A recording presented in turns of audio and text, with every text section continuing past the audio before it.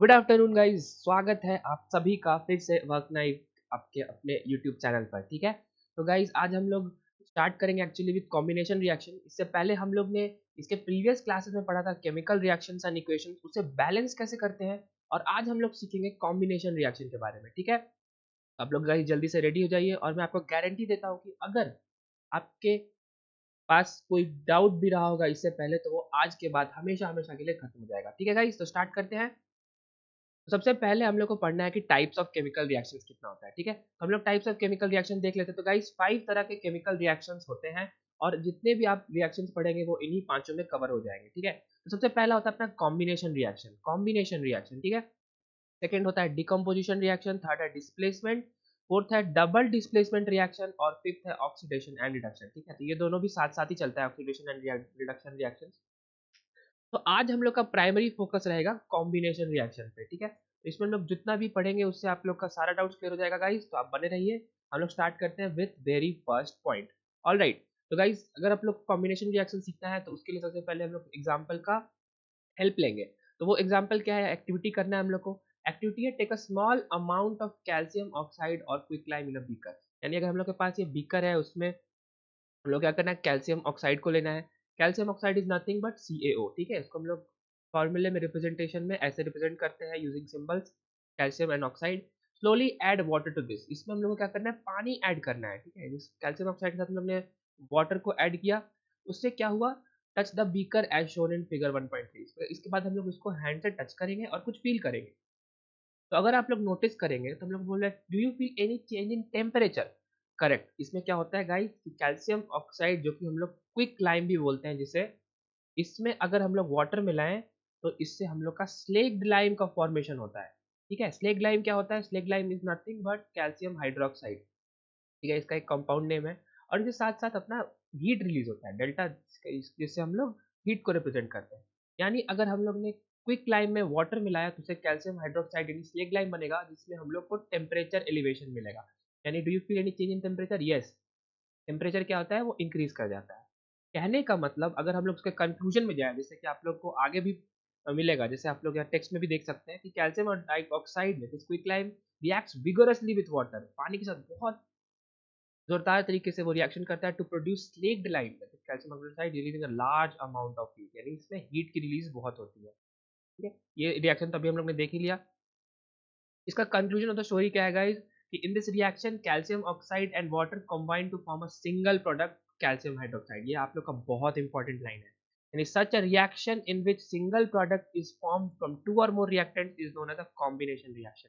ठीक है, इसके नाम में इसका डेफिनेशन छुपा है। कॉम्बिनेशन रिएक्शन किसको बोलते हैं, टू और मोर प्रोडक्ट्स जब कंबाइन करके सिंगल रिएक्शन रिएक्ट ये प्रोडक्ट बनाए। ठीक है, इसको हम गाइस रिप्लेस करेंगे, आई एम सॉरी, टू और मोर प्रोडक्ट्स नहीं होगा, टू और मोर रिएक्टेंट्स होगा। दो और मोर रिएक्टेंट्स अगर मिल करके सिंगल प्रोडक्ट बनाए, करेक्ट, तो इसे हम लोग क्या बोलेंगे, इसे हम लोग बोलेंगे कॉम्बिनेशन रिएक्शन। अंडरस्टूड, बहुत आसान। जल्दी से हम लोग इसके आगे भी बढ़ते हैं। तो आप लोग को यहाँ तक क्लियर हो गया। ऑल राइट, तो गाइज एक नया टॉपिक है जो आप लोग बुक में नोटिस करेंगे, वो होता है व्हाइट वॉशिंग का। व्हाइट वॉशिंग क्या होता है, nothing but formation of thin layer of calcium carbonate on walls. यानी अगर आप लोग कभी घर बनवाते देखे होंगे या इनफैक्ट आप लोग कभी कभी घर बन रहा होगा या ऐसे कुछ दिख रहा होगा, तो उसमें क्या किया जाता है, वॉल्स का जो होता है ना, जो जो दीवारें होती है उनकी व्हाइट वॉशिंग कराई जाती है। व्हाइट वॉशिंग मतलब उसे चमकाया जाता है, correct, that is shiny finish to wall, giving shiny finish to wall. उसमें क्या होता है एक्चुअली, उसमें होता है स्लेक्ड लाइम का फॉर्मेशन होता है वॉल्स पे। ठीक है, इसका रिएक्शन भी हम लोग देख लेते हैं, calcium hydroxide reaction with carbon dioxide in air. यानी कैल्शियम हाइड्रोक्साइड यानी CaOH2 में अगर हम लोग CO2 मिला दें तो उसका रिएक्शन क्या बनता है, उसे कैल्शियम कार्बोनेट का थिन लेयर वॉल्स पे बन जाता है। Formation of thin layer of calcium carbonate on walls.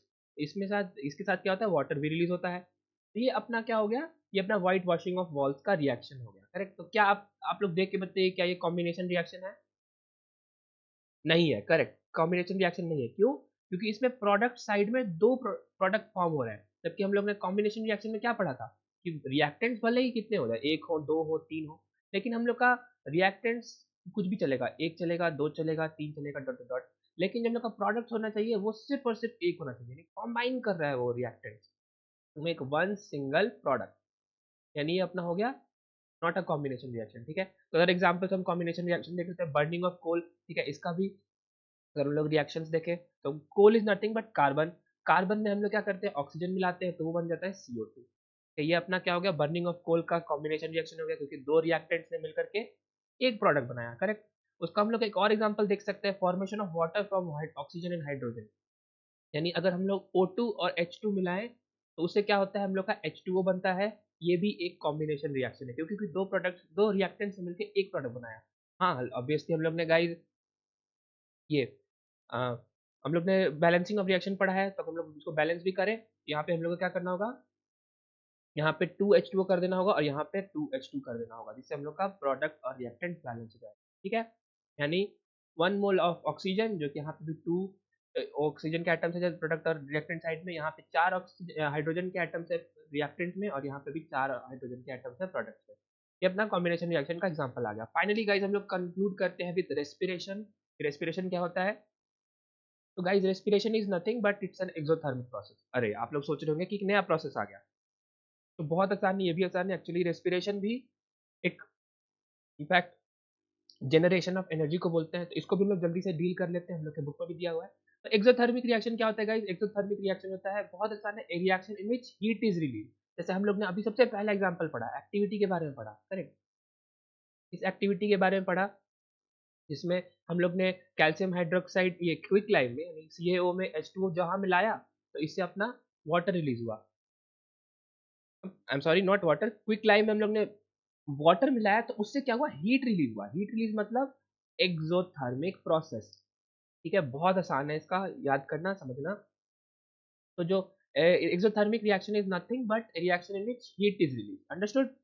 उस तरह से रेस्पिरेशन जो हम लोग सांस लेते हैं एक्चुअली, ठीक है, वो भी अपना एक एक्सोथर्मिक रिएक्शन है। क्यों, क्योंकि उसमें अपना हीट रिलीज होता है। ये आप लोग को, ये वर्ड जो टॉप वर्ड है, इसको आप लोग को हिट वर्ड को याद रखना है। मैं कर देता हूँ एक्चुअली स्टार मार्क, अंडरस्टूड। तो गाइस रेस्पिरेशन क्या होता है, process of generating energy from food and oxygen, ठीक है। ये अगर आप लोग को कोई क्वेश्चन पूछे कि क्या ब्रीदिंग और रेस्पिरेशन सेम है, रेस्पिरेशन और ब्रीदिंग सेम है, हाँ, तो इसका आंसर नहीं होगा, इसका आंसर गलत है, क्योंकि respiration is not equal to breathing. Breathing मतलब सांस लेना होता है, इनहेलेशन एंड एक्सहेलेशन। लेकिन रेस्पिरेशन क्या होता है, process of generating energy from food and oxygen, ठीक है। यानी अपना ब्रीदिंग तो करना ही है, सांस तो लेना है, साथ में उसके साथ एनर्जी भी बनाना है, वो अपना हो जाएगा रेस्पिरेशन। उसका केमिकल फॉर्मूला क्या होता है, केमिकल इक्वेशन होता है कि जो फूड में जो ग्लूकोज होता है C6H12O6, जो आप लोग सबको पता है, उस वो जब हम लोग ब्रीदिंग करके जो ऑक्सीजन उसमें लेते हैं, सांस में जो हम लोग शरीर में लेते हैं, तो जहाँ ये दोनों चीजें कंबाइन करती है तो उससे रिलीज ऑफ एनर्जी होता है। यही अपना रेस्पिरेशन का केमिकल इक्वेशन है। आपको ये भी स्टार कर दे रहा हूँ, इसको भी आप लोग को याद कर लेना है, ठीक है। Finally done. एक और लास्ट पॉइंट है गाइस, की other examples of exothermic reaction, burning of natural gas. Natural gas भी जब जलता है, natural gas nothing but methane, ठीक है। CH4 में अगर हम लोग बर्निंग यानी ऑक्सीजन मिला रहे हैं, तो क्या होता है, CO2 रिलीज होता है। CO2 रिलीज हो सकता है और वाटर भी रिलीज हो सकता है। अगर हम लोग बैलेंस करें तो यहाँ पे C, यहाँ पे एक साइड है, रिएक्टेंट्स में प्रोडक्ट्स में भी एक साइड है, ऑक्सीजन भी 2 है, हाइड्रोजन 4 है, तो यहाँ हम लोग 2H2O कर सकते हैं, और यहाँ पे अगेन 2O2 कर सकते हैं। यानी ये अपना बर्निंग ऑफ नेचुरल गैस भी एक्सोथर्मिक रिएक्शन है। Finally decomposition of vegetable matter into compost. यानी अगर कोई भी हम लोग का खाना जैसे छूटा हुआ है, पड़ा हुआ है, देखो वो अगर हम लोग इन्वायरमेंट में छोड़ दें, तो वो क्या होगा, वेजिटेबल मैटर जो है वो कंपोस्ट में चेंज हो जाएगा। तो इसी का डिकम्पोजिशन भी एक्चुअली एक हीट रिलीजिंग प्रोसेस है, यानी एक्सोथर्मिक रिएक्शन है, अंडरस्टूड। ये हम लोग का आज का क्लास का कंक्लूजन था। आज हम लोग ने पढ़ा मेनली दो चीज़ों के बारे में, जो कि था कॉम्बिनेशन रिएक्शन एंड एक्सोथर्मिक, ये दोनों क्या होते हैं इसके एग्जांपल्स के साथ। गाइस मिलते हैं जल्द ही नेक्स्ट वीडियो में, जब हम लोग पढ़ेंगे बाकी के रिएक्शंस, ठीक है। यानी decomposition, displacement, double displacement and oxidation reduction, काफी इंपॉर्टेंट टॉपिक्स भी हैं। आप लोग बने रहिए वक्त के साथ, मेहनत करते रहिए, और जल्द मिलते हैं आप लोग से नेक्स्ट वीडियो में। तब तक के लिए जय हिंद।